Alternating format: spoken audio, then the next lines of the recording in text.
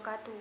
Perkenalkan, nama saya Lutfi Widya Agus Nintias dari kelas 12 TKJ 1, absen 25.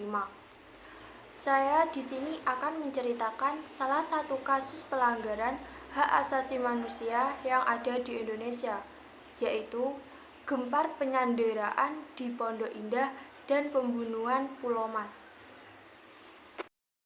Jakarta, sepanjang 2016, aksi perampokan mewakili ibu kota.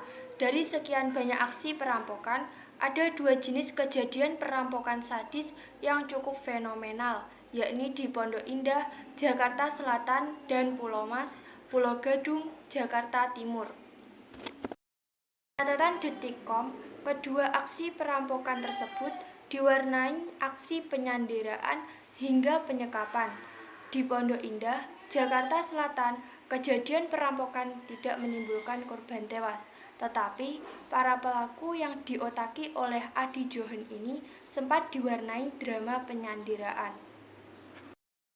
Peristiwa perampokan di rumah milik petinggi Exxon Mobil, Asep Sulaiman, di Jalan Bukit Hijau 9 nomor 17, Pondok Indah, Jakarta Selatan, terjadi pada Sabtu 3 September 2016 silam.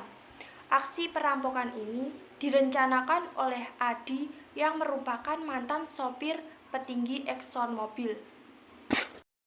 Setelah merencanakan dan mengumpulkan teman-temannya, Adi bersama dua temannya masuk diam-diam ke rumah korban pada Sabtu 3 September sekitar pukul 3 waktu Indonesia Barat. Mereka sempat bersembunyi di pos satpam rumah tersebut. Menjelang pagi hari, mereka masuk ke dalam rumah dan bertemu seorang baby sister.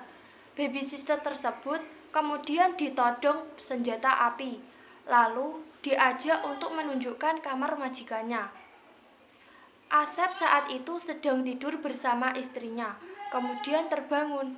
Adi Johan CS kemudian mendobrak pintu kamar utama sebelum akhirnya istri korban pergi ke balkon dan meminta pertolongan.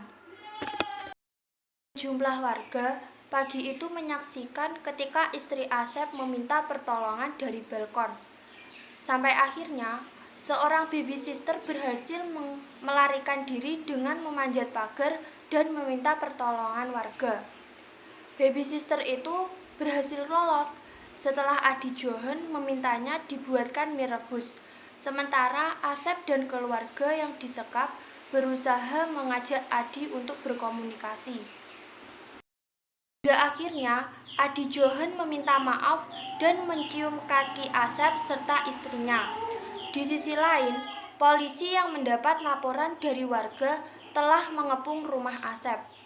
AKBP Heri Heriawan yang saat itu menjabat sebagai Wadirkrimum Polda Metro Jaya berulang kali meminta pelaku untuk menyerahkan diri melalui pengeras suara.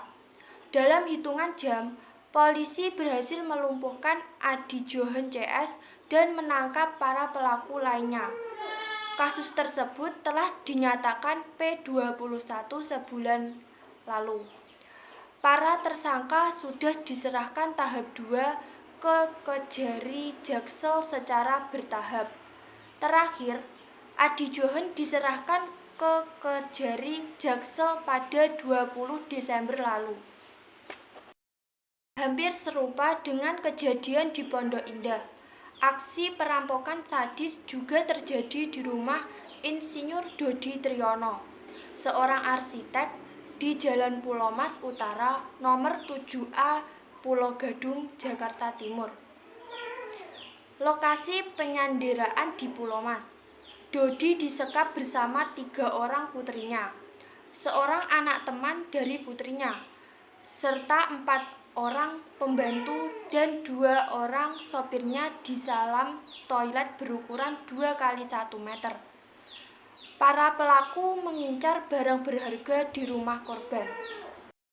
Sementara atau motifnya murni perampokan karena ada barang korban yang hilang, ujar Kapolda Metro Jaya Irjen Pol M. Iriawan saat ditemui Detik.com di ruangannya.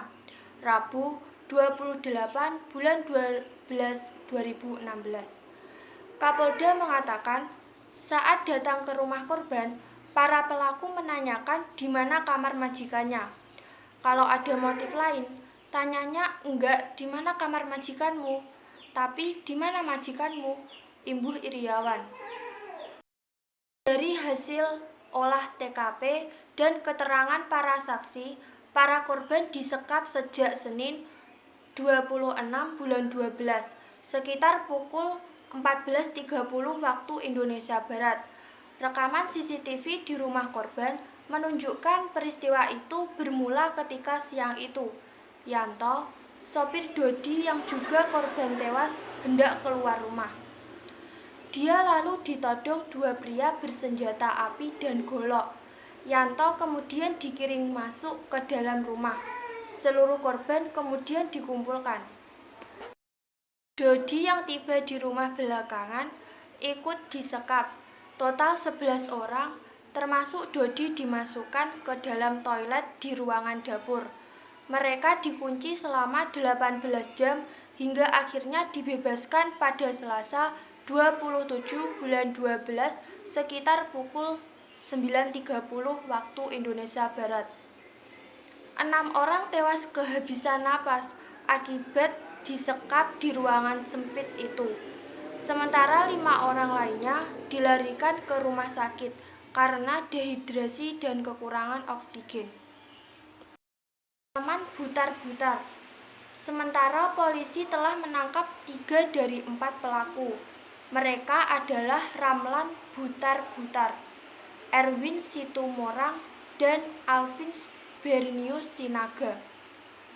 Ramlan tewas ditembak polisi karena melawan, sementara Erwin luka tembak di kakinya.